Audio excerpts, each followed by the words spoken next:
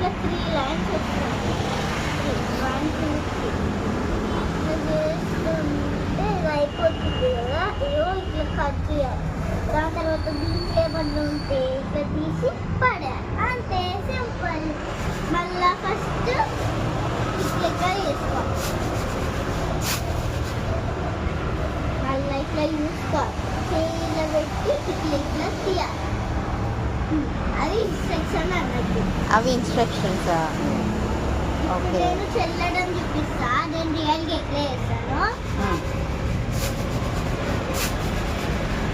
ఇది మా నానమ్మ నేర్పించింది. నానమ్మ ఇంకా నా హైట్ సేమ్ కాబట్టి